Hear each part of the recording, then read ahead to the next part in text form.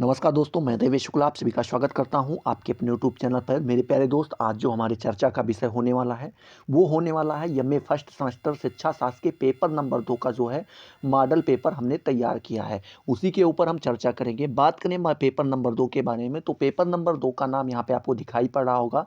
इसका नाम है शिक्षा के समाजशास्त्रीय आधार। ठीक है, ये पेपर नंबर 2 का नाम है। आप एक काम कीजिएगा कि आप जिस भी यूनिवर्सिटी से एमए कर रहे हैं और शिक्षा शास्त्र सब्जेक्ट है आपका, तो एक बार जरूर मिला लीजिएगा कि क्या आपके पेपर नंबर 2 का नाम शिक्षा शास्त्र के समाज शास्त्रीय आधार है कि नहीं है। क्योंकि देखा जा रहा है कि कई सारी यूनिवर्सिटीज़ ऐसी हैं जिन्होंने क्या किया है कि अपने पेपर का नाम जो है थोड़ा आगे पीछे कर दिया है। जैसे यहाँ पे पेपर नंबर 2 का नाम शिक्षा के समाज शास्त्रीय आधार है, हो सकता है आप में 3 नंबर पेपर का नाम हो या 4 नंबर का हो या 1 नंबर पेपर का नाम हो। ठीक है, इससे आपको ये कंफ्यूजन दूर हो जाएगी कि आपका पेपर क्या होने वाला है। हो सकता है आप यहां से तैयार करके जाएं कि सर ने जो है पेपर नंबर 2 में ये पढ़ा रखा है, और जब आपको वहां पे पेपर मिले तो पता चले एक भी प्रश्न वहां से आया ही नहीं, क्योंकि वो आपका पेपर था ही नहीं। ठीक है, तो एक बार जरूर मिला लीजिएगा। बात करते हैं प्रश्न पत्र। तो जब प्रश्न पत्र आपके हाथ में आता है तो आप सभी को पता है कि उसको 3 खंडों में बांट दिया जाता है। खंड आ का मतलब होता है अति लघु उत्तरीय प्रश्न। इसमें आपको सभी प्रश्न करने रहते हैं। टोटल आपसे 10 प्रश्न पूछे जाते हैं। प्रत्येक प्रश्न का जवाब जो है आपको 50 शब्दों में देना रहता है।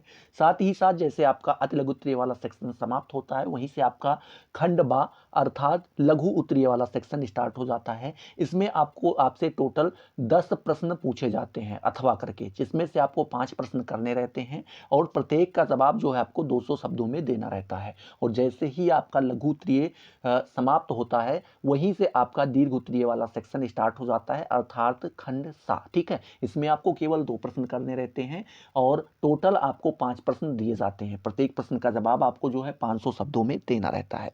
ठीक है, चलिए बात करते हैं क्वेश्चंस के बारे में। तो यहाँ पे आप अति लघु उत्तरीय वाले में आए तो पहले क्वेश्चन का पहला क्वेश्चन दिया गया है कि शिक्षा व सामाजिक परिवर्तन में संबंध आपको यहाँ पे बताना है। तो इसका जवाब आपको कुछ इस प्रकार से देना होगा कि शिक्षा और सामाजिक परिवर्तन का घनिष्ठ संबंध है। शिक्षा द्वारा व्यक्ति को आविष्कार करने की क्षमता प्राप्त होती है और उससे सामाजिक परिवर्तन आता है। परिवर्तित समाज पुनः अपनी आवश्यकता के अनुसार शिक्षा व्यवस्था में परिवर्तन लाता है। इस प्रकार शिक्षा और सामाजिक परिवर्तन एक दूसरे के पूरक और सहायक हैं। ठीक है, तो इस प्रकार से आप इनका जवाब अच्छे से दे पाएंगे। चलिए, दूसरा नंबर प्रश्न आपसे पूछा गया है कि शिक्षा के समाजशास्त्र का क्षेत्र बताइए। ठीक है, शिक्षा के समाजशास्त्र का क्षेत्र बताइए। तो यहाँ पे आप लिखेंगे कि शिक्षा के समाजशास्त्र का क्षेत्र जो है क्या है, व्यापक और विस्तृत है। बात करें शिक्षा का समाजशास्त्र ज्ञान की वह शाखा है जिसमें समाजशास्त्रीय तथा शिक्षाविद दोनों योग देते हैं। इसमें समाजशास्त्रीय शोध करता है, साथ ही शिक्षा शास्त्री कक्ष के बच्चों की क्रियाओं तथा पारस्परिक क्रियाओं का अध्ययन करता है। शिक्षा के समाजशास्त्र में सामान्यतया सामान्य अवधारणाओं समाज, संस्कृति, समुदाय, वर्ग, पर्यावरण, सामाजिकरण, अंतरीकरण, सांस्कृतिक अवबोध, ठीक है, उप संस्कृति, प्रतिष्ठा आदि का अध्ययन किया जाता है। साथ ही दूसरे क्षेत्र में अर्थव्यवस्था, सामाजिक शक्तियां, सामाजिक संस्थाएं, राजनीतिक शक्तियां आदि का शिक्षा पर प्रभाव का भी अध्ययन किया जाता है। ठीक है, तो इस प्रकार से आप इनका जवाब अच्छे से दे पाएंगे। चलिए, अगला तीसरा नंबर प्रश्न आपसे पूछा गया है कि संस्कृति का आपको जो है अर्थ बताना है। ठीक है, संस्कृति का अर्थ बताइए, आपका क्वेश्चन दिया गया है। तो यहाँ पे आप लिखेंगे कि संस्कृति मानव मानस, ठीक है, संस्कृति मानव मानस द्वारा प्राप्त सबसे महान अवधारणा या संकल्पना है। यह वह व्यापक अभिव्यक्ति है जिससे मानव मन में संपादित किया है या करेगा। इसलिए इसमें निम्नलिखित समाहित हैं। ठीक है, पहला क्या समाहित है, पहला आपको लिखना होगा कि महान व्यक्तियों के आविष्कार क्या हैं, समाहित हैं। ठीक है, दूसरा आपको लिखना होगा कला की महान कृतियां जो हैं इसमें समाहित हैं। तीसरा मानव इतिहास की केंद्रीय घटनाएं समाहित हैं। चौथा किसानों की बड़बड़ाहट इसमें क्या है, समाहित है। और आपका जो है पांचवा जो यहाँ पे दिया गया है, गुफा में मानव की आदिकालीन भाषा भी समाहित है। बात करें कल्चर शब्द की उत्पत्ति लैटिन भाषा के कल्चरा, ठीक है, क्या कल्चरा शब्द से हुई है, जिसका अर्थ होता है कर्षण, खेती, जुताई, संवर्धन, संवर्धन, शिक्षण द्वारा सुधार, संस्कृति, शिष्टा तथा तहजीब। ठीक है, ये इसका अर्थ होता है। बात करें संस्कृति शब्द कृत धातु के कृत धातु में सम उपसर्ग और किंत कित्न प्रत्यय लगाने से बना है, जिसका मूल अर्थ है साफ या परिष्कृत करना। ठीक है, जिसे मांजना भी आप कहते हैं। आपको लिखना होगा कि यह शब्द अच्छी स्थिति में अच्छी स्थिति या सुधरी हुई स्थिति का बोध कराता है। संस्कृत शब्द संस्कार शब्द का वंशज है, जिसका अभिप्राय शुद्ध करने या सुधारने से है। बात करें संस्कार मानव निर्मित द्वारा ही वे विधियां हैं जिनमें मनुष्य का समाज के प्रति अधिक जागरूक होने का प्रमाण मिलता है। संस्कारों को समाज से स्पष्ट स्वीकृति प्राप्त है, जो सांस्कृतिक गुणों के रूप में प्रकट होते हैं। ठीक है, तो आई होप आपको संस्कृति का अर्थ भी समझ में आ गया होगा। ठीक है, दोनों प्रकार से, लैटिन वाला भी और वो वाला भी।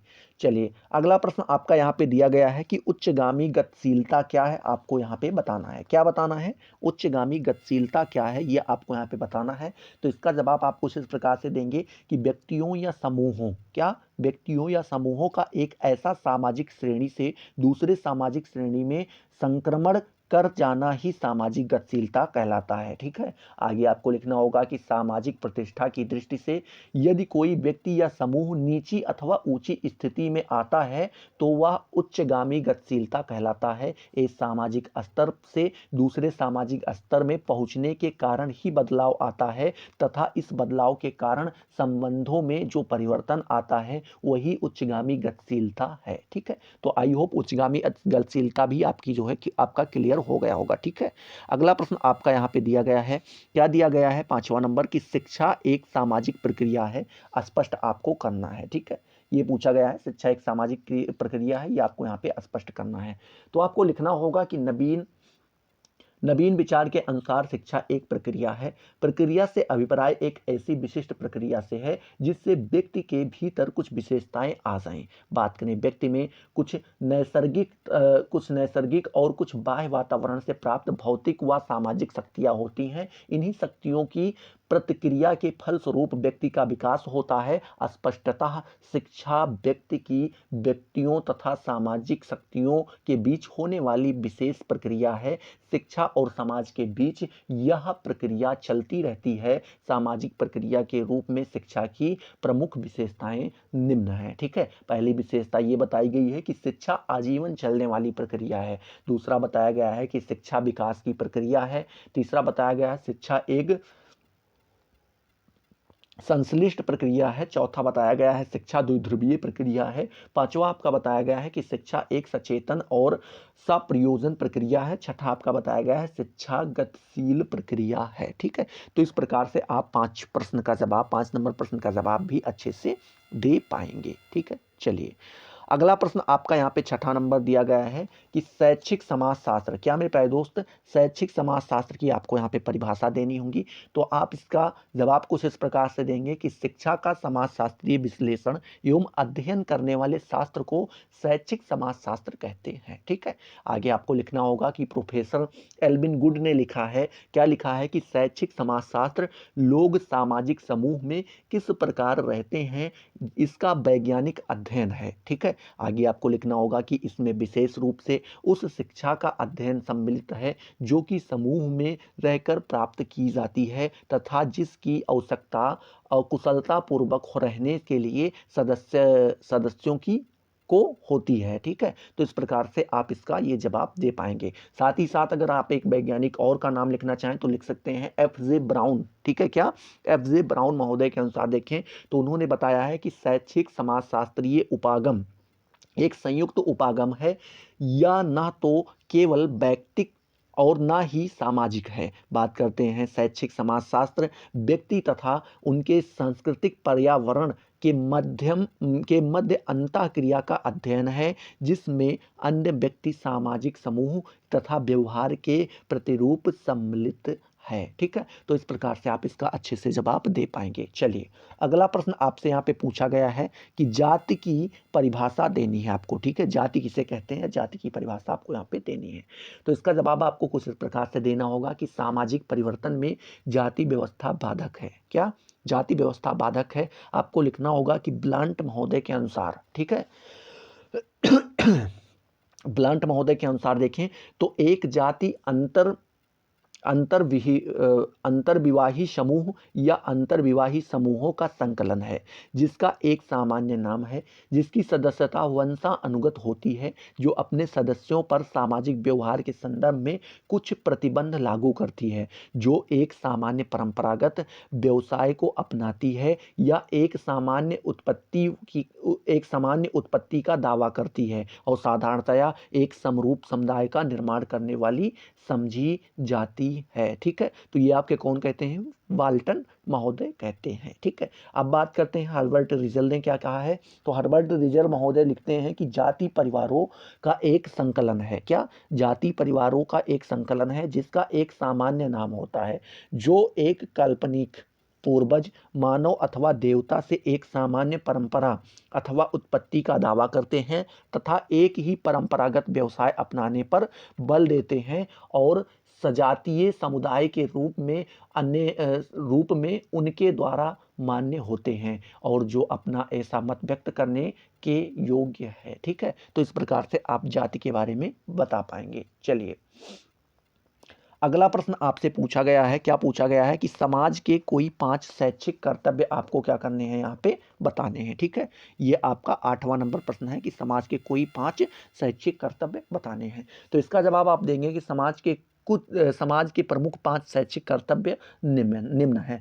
पहला कर्तव्य आपका ये बताया गया है कि समाज शिक्षा का सक्रिय अनौपचारिक अभिकरण है। बात करें आगे, आपको लिखना होगा कि अतः समाज को पृथक पृथक प्रकार की शिक्षा व्यवस्था करनी चाहिए। ठीक है, ये पहला कर्तव्य है। दूसरे कर्तव्य के बारे में बात करें तो प्रत्येक समाज को अपनी संस्कृति, आवश्यकता तथा समस्याओं के अनुसार विद्यालय की स्थापना करनी चाहिए। तीसरा कर्तव्य ये बताया गया है कि समाज को परिवार तथा विद्यालय को निकट लाना चाहिए। चौथा कर्तव्य बताया गया है कि समाज को संपूर्ण शिक्षा पद्धति पर नियंत्रण रखना चाहिए। पांचवा कर्तव्य बताया गया है कि समाज को माता पिता का शिक्षा के प्रति उचित दृष्टिकोण तैयार करना चाहिए। ठीक है, तो इस प्रकार से आप ये पांचों का जवाब यहाँ पे बता पाएंगे।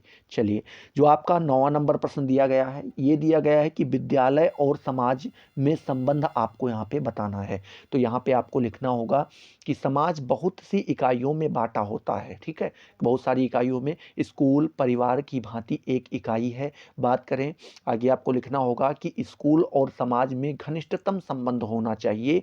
सभी सामाजिक इकाइयों का लक्ष्य व्यक्ति का उचित विकास करना है, अतः स्कूल भी व्यक्ति के अच्छे विकास के कर्तव्य का निर्वाह करने के लिए स्थापित किए जाते हैं। इसीलिए परिवार, स्कूल, पड़ोस, क्लब, संघों, समितियों आदि इकाइयों में घनिष्ठ सहयोग और संबंध होना चाहिए, जिससे व्यक्ति और समाज का भला हो सके। ठीक है, इस प्रकार से आप इसका जवाब देंगे।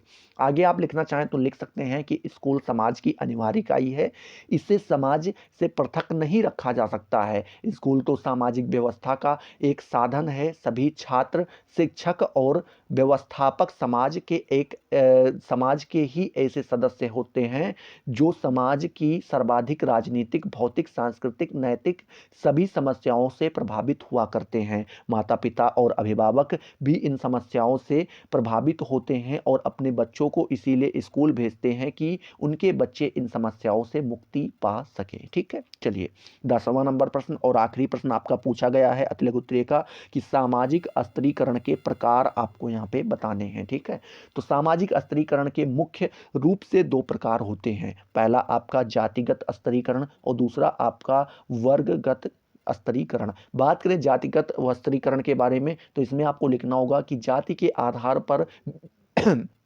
व्यक्ति अथवा समूह का सामाजिक स्तर निश्चित करना जातिगत स्त्रीकरण कहा जाता है, जैसे ब्राह्मण, क्षत्रिय, वैश्य और शूद्र। ठीक है, बात करें वर्गगत स्त्रीकरण तो इसमें आपको लिखना होगा कि व्यक्तियों को उनकी योग्यता, कुशलता, पद, अधिकार तथा कर्तव्य आदि के आधार पर उन्हें उच्च अथवा निम्न वर्ग में विभाजित करना वर्गगत स्त्रीकरण कहा जाता है। जैसे पद के आधार पर आईपीएस ऑफिसरों को उच्चतम और सिपाहियों को निम्नतम स्तर पर रखना। ठीक है, तो ये आपका यहाँ पे 10वें नंबर का जवाब भी हो गया।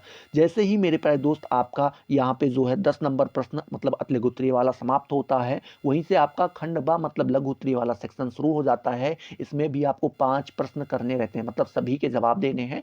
टोटल आपसे 10 पूछे जाएंगे, जैसे यहाँ पे अथवा करके देख पा रहे होंगे, एक प्रश्न ये पूछा गया है और एक प्रश्न ये पूछा गया है, तो टोटल 10 पूछे जाएंगे, लेकिन आपको जवाब 5 का ही देना रहेगा और प्रत्येक का जवाब 200 शब्दों में देना रहेगा। ठीक है, तो चलिए देखते हैं एक एक प्रश्न। दूसरा नंबर प्रश्न आपका यहाँ पे दिया गया है कि शिक्षा के समाजशास्त्रीय आधारों की विवेचना कीजिए। ठीक है, क्या शिक्षा के समाजशास्त्रीय आधारों की विवेचना कीजिए, ये आपका प्रश्न है। तो इसका जवाब आपको कुछ इस प्रकार से देना होगा कि शिक्षा के अनेक आधार होते हैं, जैसे दार्शनिक आधार तथा मनोवैज्ञानिक आधार आदि। इनकी तुलना में शिक्षा का समाजशास्त्रीय आधार सर्वाधिक महत्वपूर्ण है। इस आधार द्वारा मनुष्य सामाजिक कुशलता प्राप्त करके समाज के वातावरण के अनुकूल बनता है। ठीक है, इस प्रकार से आप लिखेंगे। साथ ही साथ आगे आप लिखेंगे कि साथ ही समाज का एक कुशल सदस्य बनकर समाज की उन्नति में अपना योगदान देता है। शिक्षा के प्रमुख समाजशास्त्रीय आधार निम्नलिखित हैं। ठीक है, आगे आपको यहाँ पे पहली नंबर हेडिंग डालनी होगी और इसमें आपको लिखना होगा हेडिंग में कि शिक्षा प्रणाली का समाज के अन्य अंगों से संबंध। क्या शिक्षा प्रणाली का समाज के अन्य अंगों से संबंध। इसमें आपको लिखना होगा कि मानव संबंधों, क्या मेरे प्यारे दोस्त, तो इसमें आपको लिखना होगा कि समाज मानव संबंधों का जाल है। क्या मानव संबंधों का जाल है। ये संबंध दूर समाज में अलग अलग ढंग से होते हैं, क्योंकि हर समाज के जीवन मूल्य एवं समानताएं असमान तथा अलग अलग ढंग से होती हैं।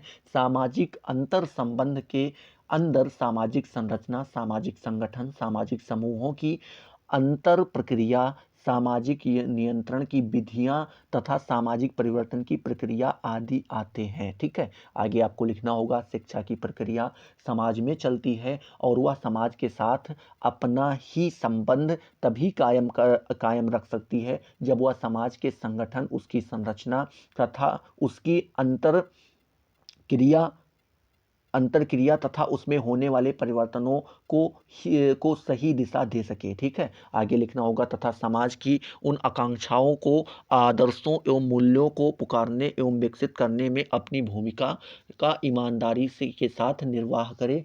ऐसा वह तभी कर सकती है जब उसकी रूपरेखा यानी उसके उद्देश्य, पाठ्यक्रम, शिक्षा प्रणाली तथा विद्यालय के अंतर्मानवीय संबंध समाज की कल्पना के अनुसार हो सके। ठीक है, दूसरी नंबर हेडिंग आपको डालनी होगी कि भावी समाज के निर्माण में शिक्षा की भूमिका। क्या भावी समाज के निर्माण में शिक्षा की भूमिका। यहाँ पे आपको लिखना होगा कि फलतः शिक्षा के समाजशास्त्रीय आधार के अंतर्गत पहले हम यह अध्ययन करते हैं कि शिक्षा प्रक्रिया जिस समाज में चलती है उसके भविष्य का निर्माण में उसकी क्या भूमिका हो सकती है। हर समाज अपने भावी स्वरूप की कल्पना करता है, शिक्षा के द्वारा ही उस भावी स्वरूप का निर्माण हो सकता है। हम भारत के भावी समाज का निर्माण समाजवादी आदर्शों, लोकतंत्र मूल्यों, स्वतंत्रता, समानता एवं धर्मनिरपेक्षता पर करना चाहते हैं। हम चाहते हैं कि हमारे समाज का परिवर्तन अनुकूल दिशा में हो। ठीक है, अनुकूल दिशा में हो। अन्य समाजों की तरह हमारा समाज भी विज्ञान पर आधारित तकनीकी के द्वारा व्यावसायिक क्षेत्रों में आगे बढ़े, यानी इसका भी आधुनिकीकरण हो। पर हमारी भावी समाज की कल्पना तभी साकार हो सकती है जब शिक्षा इस संबंध में अपनी भूमिका का निर्वाह करे। ठीक है, तीसरी हेडिंग आपको डालनी होगी कि शिक्षा प्रणाली तथा सामाजिक नियंत्रण एवं शक्ति तंत्र के बीच संबंध। इसमें आपको लिखना होगा कि हर समाज में अनेक ऐसी संस्थाएं होती हैं जो समाज की स्थिति को कायम रखने के लिए सामाजिक नियंत्रण का कार्य करती हैं। ये संस्थाएं भावी पीढ़ी को समाज की मान्यताओं, आदर्शों, मूल्यों, विश्वासों, प्रतिमानों को अंगीकरण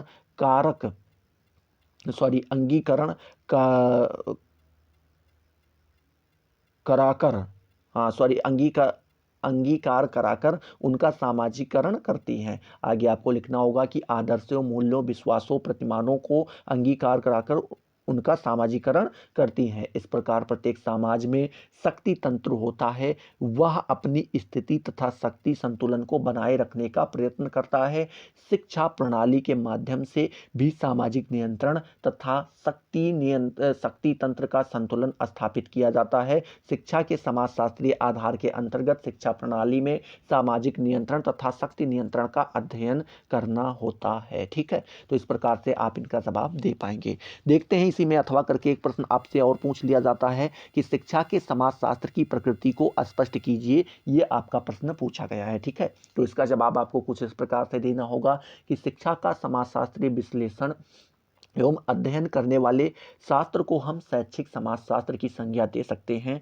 समाजशास्त्र का केंद्रीय अध्ययन वस्तु सामाजिक संबंध है, जिसमें सामाजिक संगठन, संरचना, नियंत्रण एवं परिवर्तन तथा सामूहिक गतिशीलता इत्यादि प्रक्रियाओं का भी समावेश रहता है। इस विचार को ध्यान में रखते हुए ओटवे ने शैक्षिक समाजशास्त्र की निम्न परिभाषा प्रस्तुत की है। क्या लिखा है उन्होंने लिखा है कि शिक्षा व समाज के पारस्परिक संबंधों का अध्ययन ही शिक्षा समाजशास्त्र है। ठीक है, आगे आपको लिखना होगा कि इसके अतिरिक्त शैक्षिक समाजशास्त्र की प्रकृति की विवेचना करते हुए आटवे ने लिखा है कि शैक्षिक समाजशास्त्र एक सामाजिक अध्ययन है जिसकी विधियां वैज्ञानिक हैं। ठीक है, आगे लिखना होगा यह समाज विज्ञान की एक शाखा है।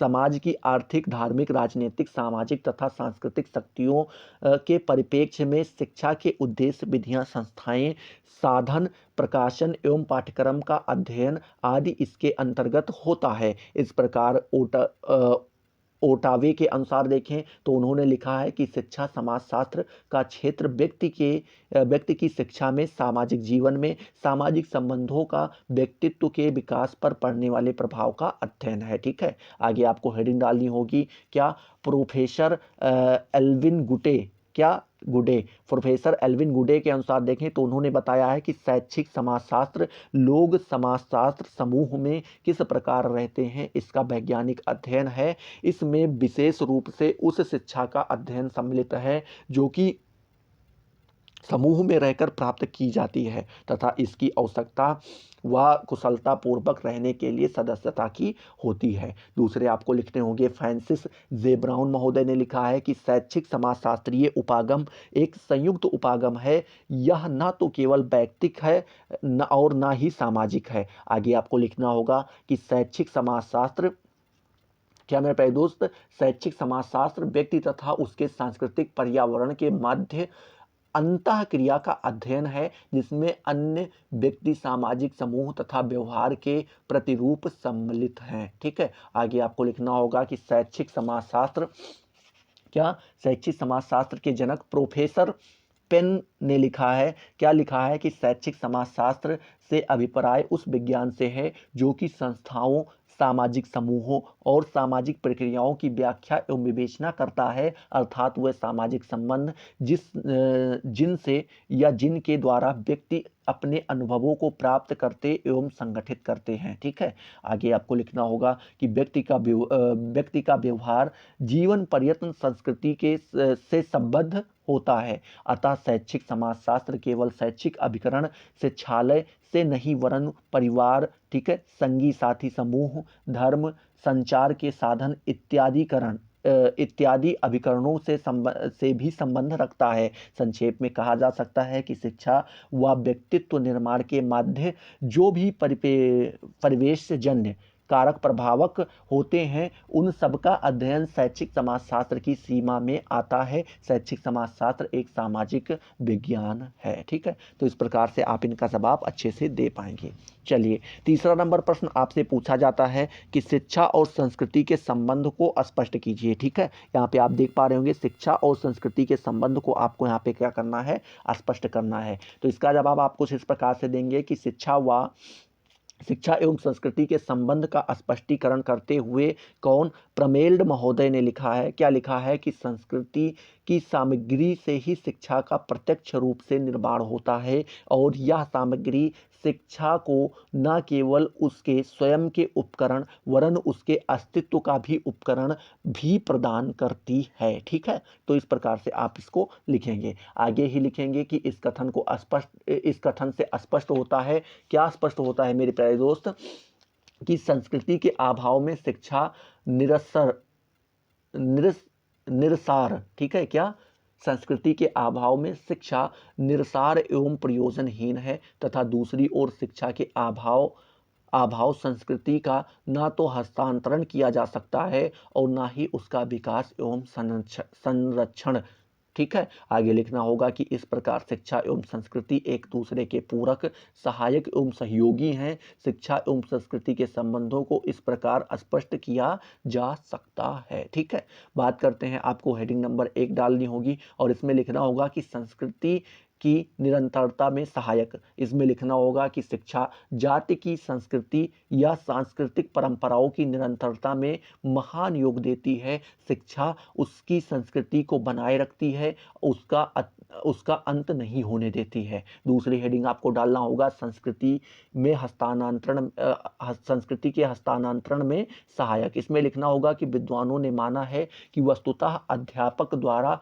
शिक्षा को संस्कृति हस्तांतरित करने का कार्य सौंपा है। ठीक है। आपके ओटावे कहते भी हैं कि शिक्षा का एक कार्य समाज के संस्कृति मूल्यों और व्यवहारों के प्रतिमानों को उनके तरुण और सामर्थ्य सदस्यों को हस्तांतरित करना है। ठीक है। तीसरी हेडिंग आपको डालनी होगी संस्कृति में परिवर्तन, संस्कृति के परिवर्तन में सहायक। ठीक है। ये आपकी तीसरी नंबर हेडिंग होगी। इसमें आपको लिखना होगा कि बालक जैसे जैसे बड़ा होता है वैसे वैसे अपनी संस्कृति के रीत रिवाजों, आदतों, नियमों आदि को सीखता जाता है। वह उन्हें अपने माता पिता, परिवार, समाज एवं विद्यालय के अध्यापकों से सीखता है। परिणामतया उसके व्यवहार में नियंत्रण परिवर्तन होता चला जाता है। चौथी हेडिंग आपको डालना होगा कि व्यक्ति के सांस्कृतिक विकास में सहायक। इसमें आपको लिखना होगा कि शिक्षा हमें इतिहास का अध्ययन करने का अवसर प्रदान करके हमें उन वीरों की झलक देती है जिन्होंने भारत के संस्कृति निर्माण में महान योगदान किया है। ठीक है।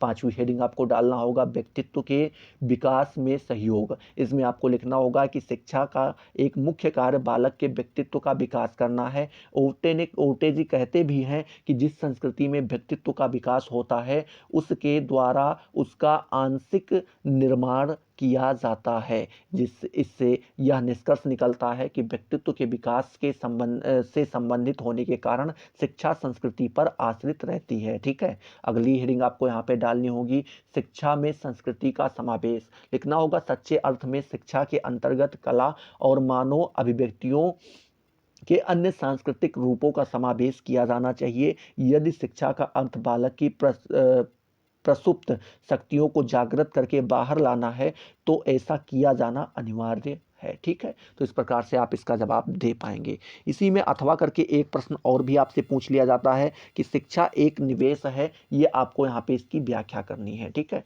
शिक्षा एक क्या है? निवेश। निवेश का मतलब जानते हैं ना, डिपॉजिट।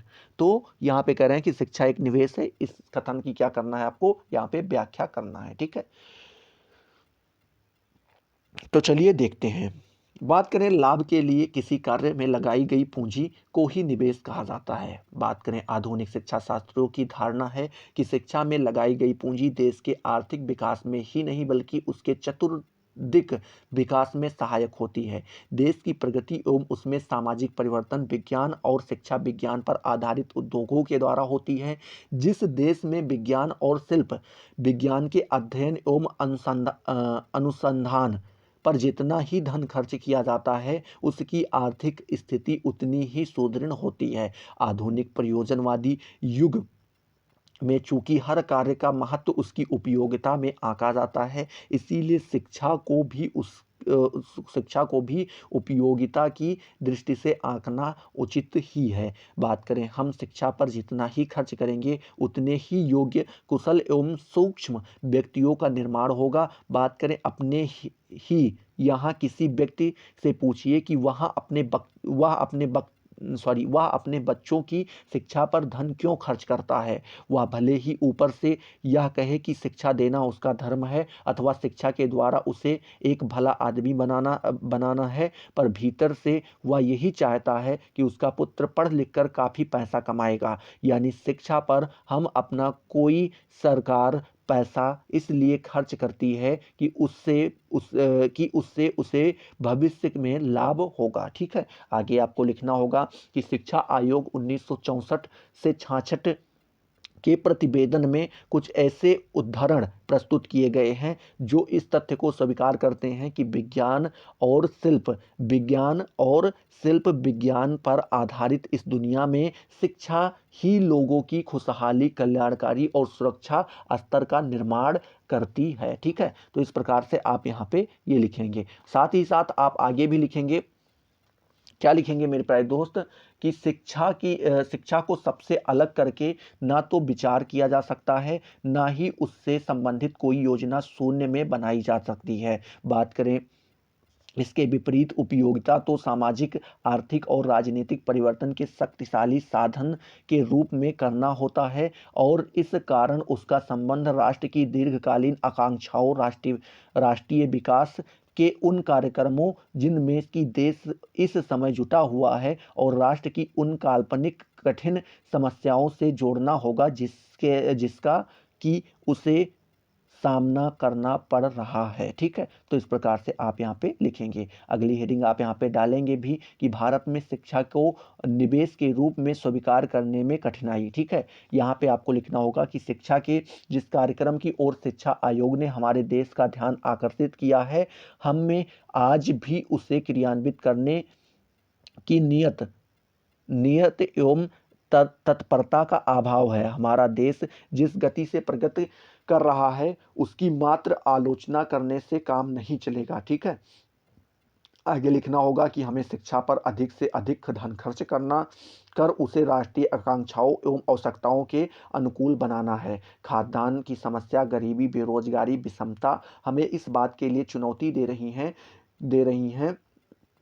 रही हैं। आगे आपको लिखना होगा कि इसके लिए हमें शिक्षा में सुधार नहीं अपितु जैसा आयोग ने कहा है क्रांतिकारी परिवर्तन करना होगा। लेकिन आज भी भारत में शिक्षा को निवेश के रूप में स्वीकार करने में निम्नलिखित कठिनाइयां आती हैं। पहला तो यहाँ पे दिया गया है प्राचीन परंपरा। इसमें लिखना होगा कि भारत में शिक्षा को एक धर्म के रूप में स्वीकार किया गया था। धर्म का संबंध चूंकि लाभ से जोड़ना उचित नहीं समझा जाता था, इसीलिए आज भी प्राचीन परंपरा के उपासक शिक्षा को आज भी एक आध्यात्मिक प्रक्रिया के रूप में ही स्वीकार करते हैं। शिक्षा को वे मात्र विवेक, चरित्र और नैतिक तक सीमित रखना चाहते हैं। ठीक है, अब दूसरी हेडिंग आपको डालना होगा परंपरा ग्रस्तता। ठीक है, क्या परंपरा ग्रस्तता, इसमें आपको लिखना होगा कि हमारे जीवन से परंपरा का अटूट धागा बांधा है। ठीक है, क्या हमारे जीवन से परंपरा का अटूट धागा बांधा है। हम अनेक कष्टों एवं असफलताओं के बावजूद भी उसे तोड़ना नहीं चाहते हैं। हमारी कृषि और उद्योग धंधों में इधर जो कुछ प्रगति हुई है या वह विज्ञान व शिल्प विज्ञान की शिक्षा के कारण, पर अधिकांश लोगों को नवीनता का विश्वास नहीं। इसका प्रमुख कारण ही वैज्ञानिक दृष्टिकोण का अभाव एवं नवीन प्रयोगों के प्रति उदासीनता। ठीक है, आगे लिखना होगा चूंकि प्राचीन भारत में कृषि, अन्य व्यवसाय तथा उद्योग में अधिक उत्पादन की आवश्यकता नहीं थी, इसीलिए लोग औपचारिक एवं घरेलू शिक्षा के रूप में उसे घर पर ही सीखकर अपनी आवश्यकताओं की पूर्ति कर लेते थे। पर आज जनसंख्या बढ़ने के कारण अभाव की समस्या उठ खड़ी हुई है। पहले शिक्षा और उत्पादकता का कोई संबंध नहीं समझा जाता था। शिक्षा केवल श्रेष्ठ मनुष्यों के ज्ञान, नीति, आचार एवं नैतिकता तक ही सीमित थी। तीसरी हेडिंग आपको डालनी होगी गरीबी। भारत एक गरीब देश है, इसीलिए लोग शिक्षा को निवेश के रूप में स्वीकार नहीं कर पा रहे हैं, क्योंकि इसका तुरंत परिणाम उनको नहीं मिल पाएगा। चौथा आपको डालना होगा अशिक्षा। इसमें लिखना होगा अशिक्षा के कारण लोग इस नवीन धारणा को नहीं समझ पा रहे हैं। हर नए कार्यक्रम में विफलता मिलने का एक प्रमुख कारण यह भी है उनका रूढ़िवादी दृष्टिकोण नवीन प्रयोगों के प्रति निष्ठा नहीं पैदा होने देते। ठीक है, लिखना होगा अगली हेडिंग क्या, शिक्षित बेरोजगारी। शिक्षितों की बेरोजगारी देखकर लोग शिक्षा को महत्व की दृष्टि से नहीं देख पा रहे हैं। ठीक है, तो इस प्रकार से आप इसका जवाब देंगे। चलिए, चौथा नंबर प्रश्न आपसे यहाँ पे ये भी पूछा गया है, शिक्षा और समाज के पारस्परिक संबंध को स्पष्ट करना है। ठीक है। क्या पूछा गया है कि शिक्षा और समाज के पारस्परिक संबंध को आपको क्या करना है, यहाँ पे स्पष्ट करना है। तो इसका जवाब आपको कुछ इस प्रकार से देना होगा कि शिक्षा और समाज का पारस्परिक संबंध है, दोनों एक दूसरे को प्रभावित करते हैं। जहां एक और शिक्षा समाज के स्वरूप एवं प्रवृत्ति, सामाजिक परिवर्तन, राजनीतिक दशाओं, आर्थिक दशाओं, धार्मिक दशाओं तथा सामाजिक दृष्टिकोण से प्रभावित होती है, वहीं दूसरी ओर शिक्षा अपने निम्न कार्यों द्वारा समाज को प्रभावित करती है। ठीक है, पहली हेडिंग आपको यहाँ पे डालना होगा। पहला कारण क्या है, सामाजिक धरोहर का संरक्षण। शिक्षा का एक महत्वपूर्ण कार्य सामाजिक विरासत के रूप में संस्कृति एवं सभ्यता का संरक्षण करना है। यदि शिक्षा के द्वारा यह संरक्षण नहीं किया जाए तो कुछ समय बाद यह विलुप्त हो जाएगी। उदाहरण के लिए प्राचीन भारतीय समाज की संस्कृति और सभ्यता को शिक्षा ने ही अक्षुण्ण रखा है। ठीक है, अतः शिक्षा सामाजिक धरोहर के संरक्षण एवं हस्तांतरण में अपना महत्वपूर्ण योगदान करती है। दूसरी हेडिंग डालना होगा सामाजिक प्रगति। इसमें आपको लिखना होगा कि शिक्षा सामाजिक प्रगति में सहायक होती है। शिक्षा समाज को नए विचार देती है, नवीन खोजों को करने में की प्रेरणा देती है तथा नवीन कार्यक्रमों के द्वारा समाज को प्रगति के पथ पर अग्रसर करती है। तीसरी हेडिंग आपको डालना होगा सामाजिकरण की प्रक्रिया में सहायक। इसमें आपको लिखना होगा शिक्षा द्वारा व्यक्ति का सामाजिकरण होता है। स्कूल में विभिन्न लोगों के संपर्क में आने से विचारों व्यवहारों का पारस्परिक आदान प्रदान होता है। बालक को एक दूसरे की संस्कृति का ज्ञान होता है, अतः वह विभिन्न संस्कृतियों के प्रति सम्मान व्यक्त करता है, वह विविध संस्कृतियों को सीखता है। इस प्रकार स्पष्ट है कि व्यक्ति के सामाजिकरण में शिक्षा सहायक होती है। ठीक है, अगली हेडिंग आपको डालना होगा सामाजिक नियंत्रण। ठीक है, सामाजिक नियंत्रण आपकी अगली हेडिंग होगी।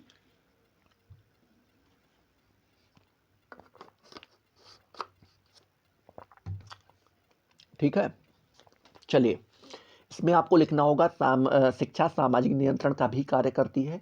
शिक्षा समाज में प्रचलित अंधविश्वासों एवं कुप्रथाओं से उत्पन्न दोषों का निराकरण भी करती है। समाज में प्रचलित बुराइयों के प्रति शिक्षा ठोस जनमत भी तैयार करती है। शिक्षा का कार्य सामाजिक दोषों तथा समाज विरोधी भावनाओं के प्रति जनता को जागरूक करना भी है। ठीक है, आगे लिखना होगा कि इस प्रकार शिक्षा सामाजिक नियंत्रण करती है। यदि शिक्षा सामाजिक नियंत्रण ना करे तो समाज को हानि उठानी पड़ सकती है। ठीक है, अगली हेडिंग आपकी 5वीं नंबर होगी सामाजिक परिवर्तन। इसमें आपको लिखना होगा कि शिक्षा सामाजिक परिवर्तन का भी कार्य करती है।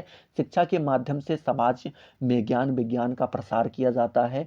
शिक्षा समाज उपयोगी कार्यों को करने की प्रेरणा देती है। शिक्षा द्वारा सामाजिक विचारों में बदलाव आता है।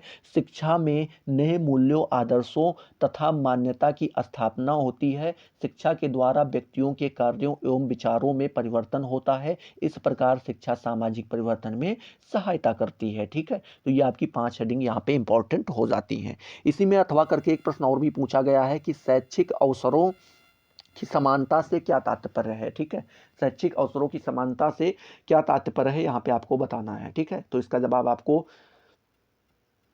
कुछ इस प्रकार से देना होगा कि भारतीय गणतंत्र मूलतः लोकतंत्र, सामाजिक एवं धर्मनिरपेक्षता के सिद्धांतों पर आधारित है।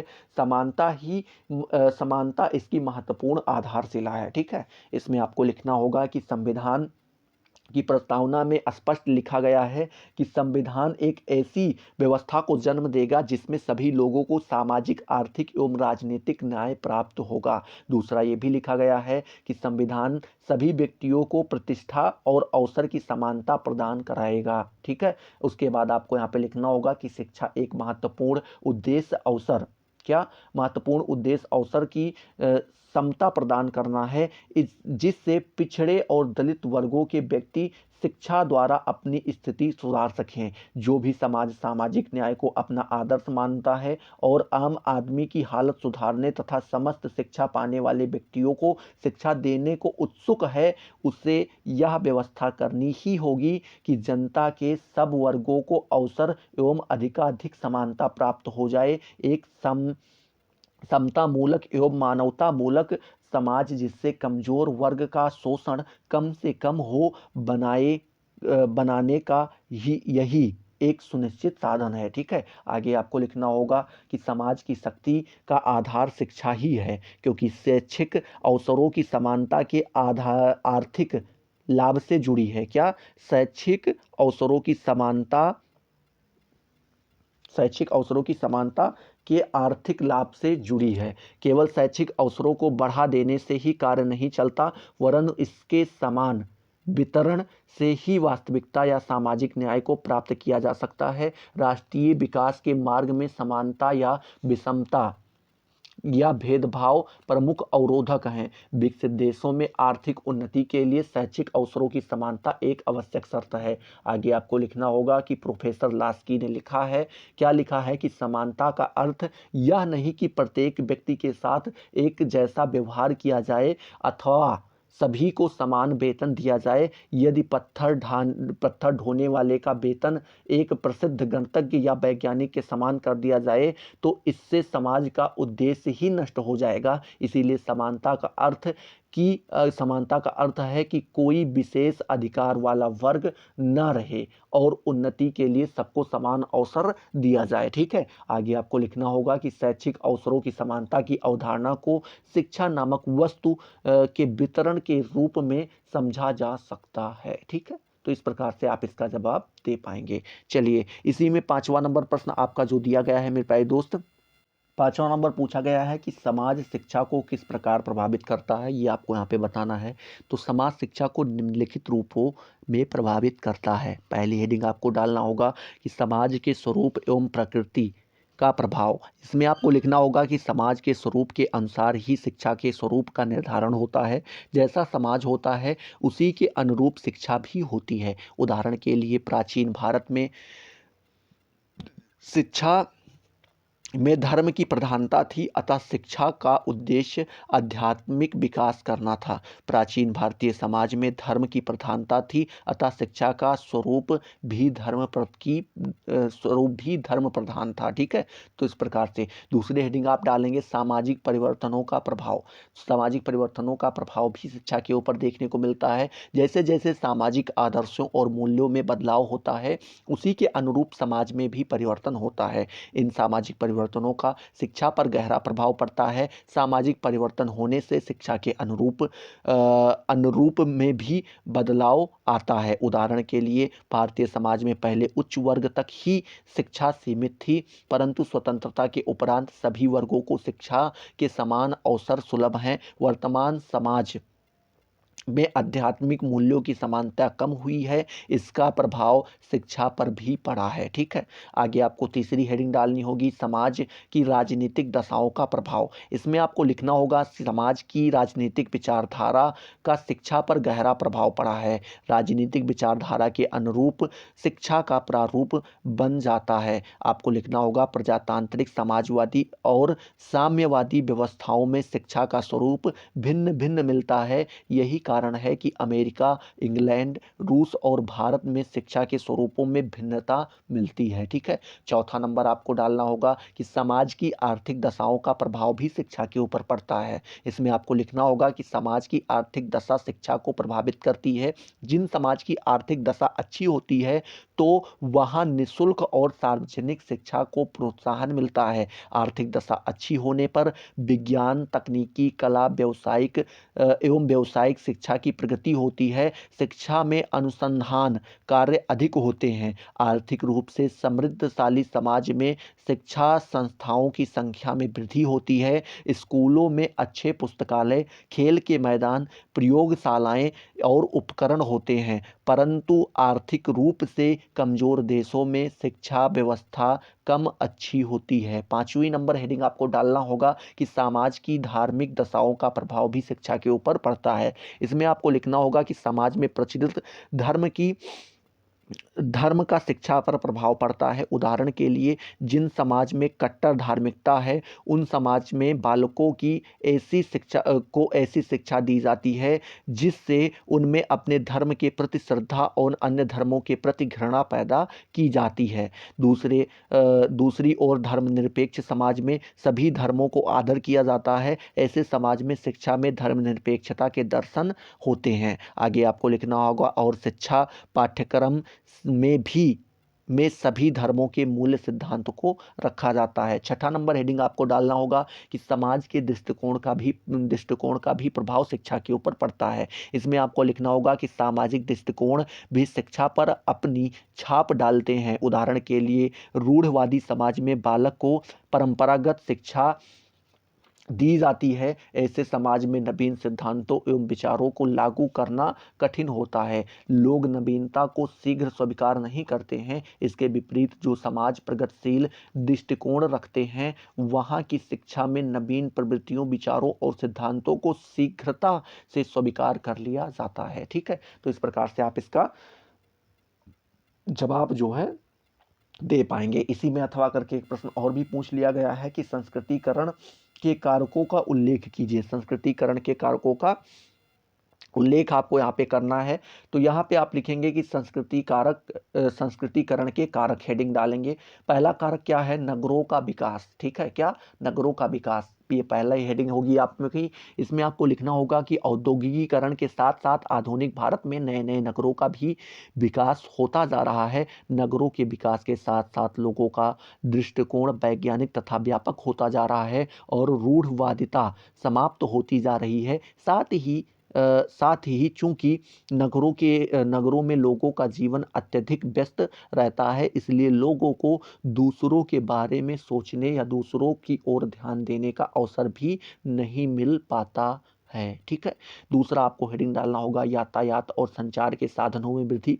यातायात व संचार के साधनों की उन्नति होने पर संस्कृतिकरण की क्रिया को प्रोत्साहन मिलता है, क्योंकि इनसे एक स्थान से दूसरे स्थान पर जाना या संपर्क स्थापित करना सरल हो गया है। इन्हीं साधनों के कारण हमारे देश में भिन्न भिन्न जातियों, धर्मों, प्रदेशों और वर्गों के लोगों का पारस्परिक संपर्क तथा विचार विनिमय का क्षेत्र बढ़ता जा रहा है तथा उनके संकुचित विचारों व दृष्टिकोणों का अंत होता जा रहा है। ठीक है, आगे आपको लिखना होगा जनजातियां भी अन्य जातियों से के संपर्क में आने के परिणाम स्वरूप अपनी जीवन पद्धतियों व संस्कारों में परिवर्तन ला रही हैं। तीसरी हेडिंग आपको डालना होगा आधुनिक भौतिकवाद विचारधारा। क्या? आधुनिक भौतिकवादी विचारधारा। इसमें आपको लिखना होगा आज चूंकि हमारे देश में भौतिकवादी विचारधारा के परिणाम स्वरूप धन का महत्व अत्यधिक बढ़ गया है, इसीलिए धन के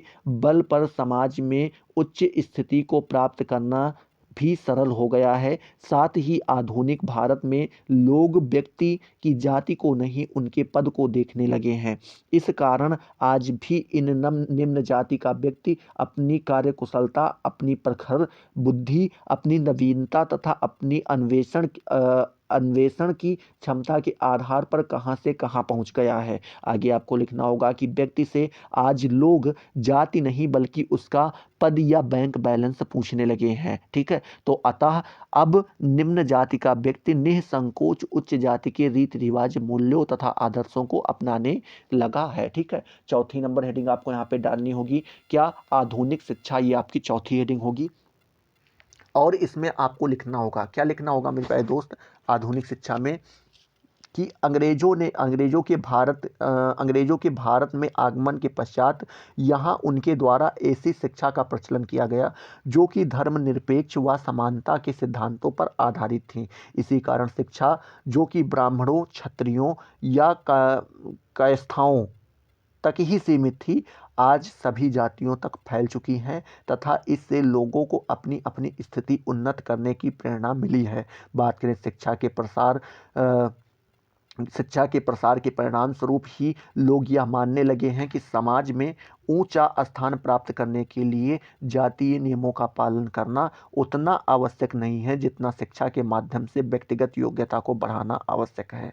पांचवी हेडिंग आपकी होगी धार्मिक और सामाजिक आंदोलन। इसमें आपको लिखना होगा कि हमारे देश में कुछ धार्मिक और सामाजिक आंदोलनों से भी संस्कृतिकरण की क्रिया में सहायता मिली है। ब्रह्म समाज, आर्य समाज, प्रार्थना समाज आदि के धार्मिक आंदोलनों द्वारा जाति पाति के भेदभाव को दूर करने तथा निम्न जाति के उत्थान के लिए महत्वपूर्ण प्रयत्न किए गए हैं। इसके परिणाम स्वरूप निम्न जाति के अनेक लोगों को लाभ पहुंचा। उन्होंने अपनी जाति स्थिति को ऊंचा उठाने की एक मिनट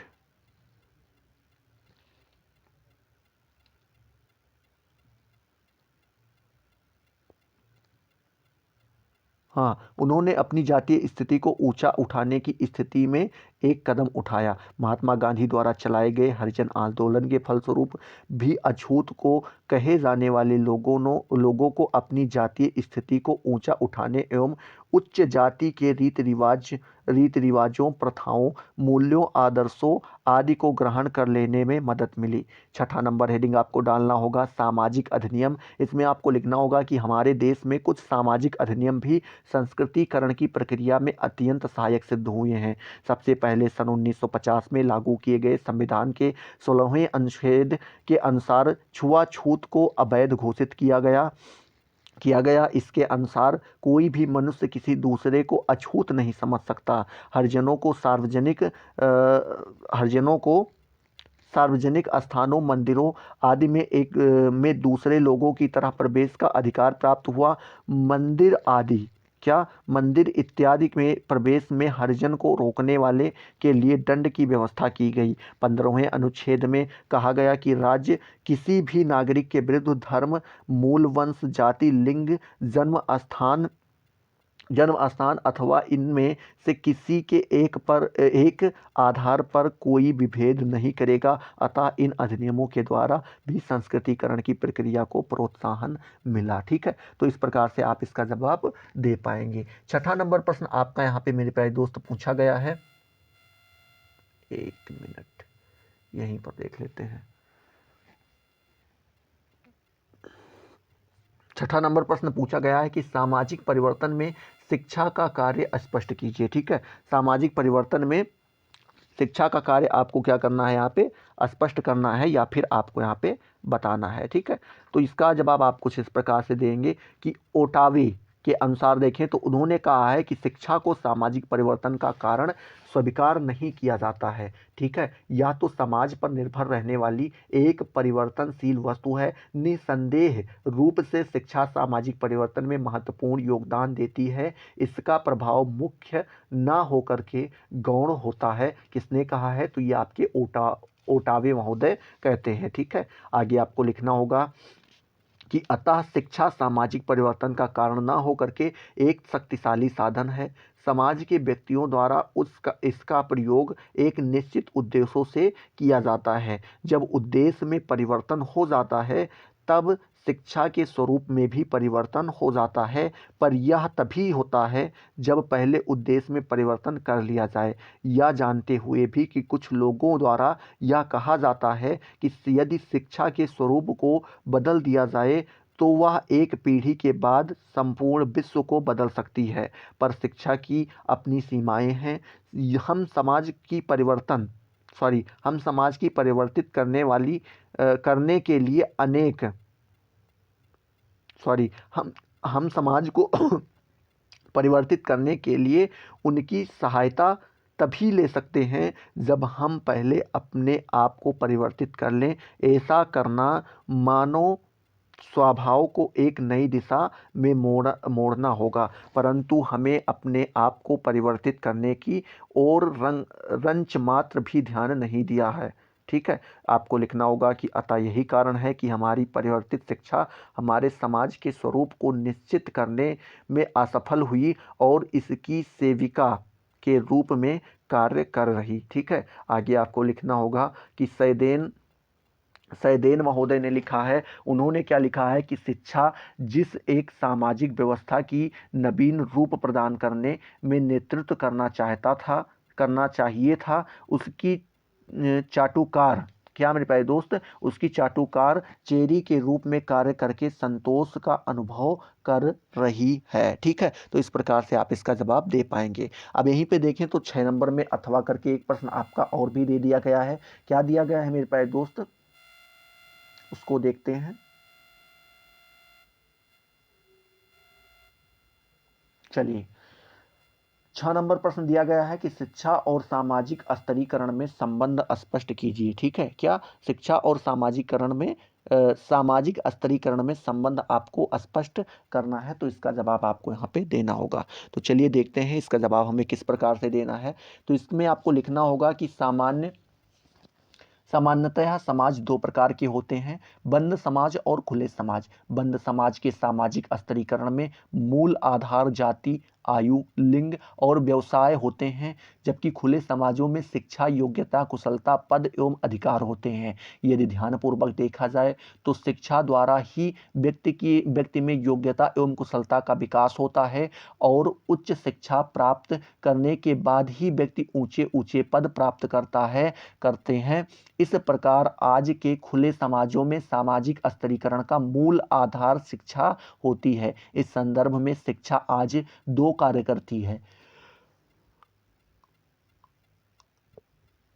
पहला बंद समाज का अंत और दूसरा प्रगतिशील समाज का निर्माण। ठीक है, हेडिंग आपको डालना होगा शिक्षा द्वारा बंद समाजों की समाप्ति। इसमें आपको लिखना होगा जाति धर्म पर आधारित रूढ़िवादी समाजों को ही बंद समाज कहते हैं।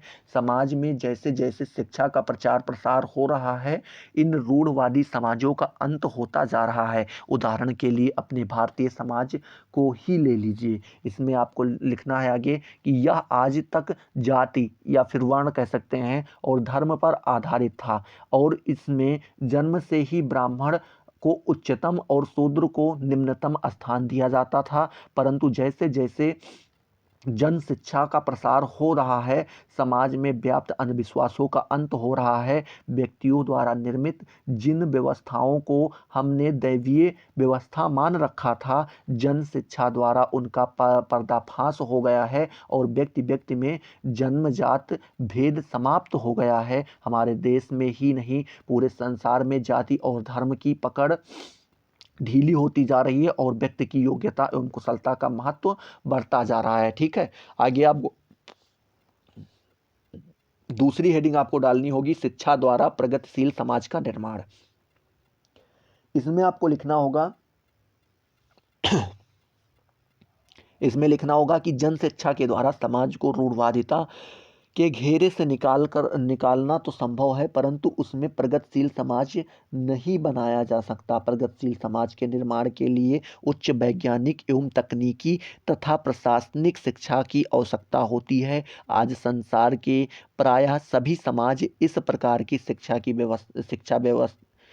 की व्यवस्था करने का प्रयत्न कर रहे हैं और शिक्षा के द्वारा उनका स्वरूप प्रगतिशील बनता जा रहा है। ठीक है, तो आई होप ये सारी चीजें आपको यहाँ पे क्लियर हो रही होंगी। ठीक है, जैसे ही आपका ये लघु उत्तरीय वाला सेक्शन मेरे प्यारे दोस्त समाप्त होता है, वहीं से आपका खंड सा मतलब दीर्घ उत्तरीय वाला सेक्शन शुरू हो जाता है। यहाँ पे आप देख पा रहे होंगे और यहाँ पे आपको केवल 2 प्रश्न करने रहते हैं और प्रत्येक प्रश्न का जवाब आपको जो है 500 शब्दों में देना रहता है। ठीक है, चलिए यहाँ पे जो 7वां नंबर प्रश्न दिया गया है, शिक्षा में समाजशास्त्र की परिभाषा दीजिए तथा इसके क्षेत्र एवं उपयोगिता का वर्णन कीजिए। यह आपका 7वां नंबर प्रश्न है।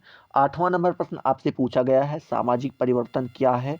सामाजिक परिवर्तन में शिक्षा की भूमिका का वर्णन कीजिए। ठीक है, टाइम कम है, चूंकि अगर हम देखें तो 1 घंटे करीब करीब पूरे होने वाले हैं, 2 मिनट और बचे हैं, तो इसको यहीं पे समाप्त करने का प्रयास करेंगे। हम थोड़ा वैसे ही प्रश्न देख ले रहे हैं। ठीक है, अब आप लोग समझदार हैं, इतना जो है बता रखा है और थोड़ा बहुत आप अपनी तरफ से तैयार करेंगे तो अच्छे से हेडिंग्स वगैरह तैयार कर रखो। बाकी तो देख रहे हो कि अगर आपके पास शब्द शक्ति है तो आप आराम से सभी चीज़ों को अच्छे से कर पाएंगे। ठीक है, आपको ये पता होना चाहिए क्या लिखना है, किस चीज़ के लिए कौन सा शब्द प्रयोग करना है।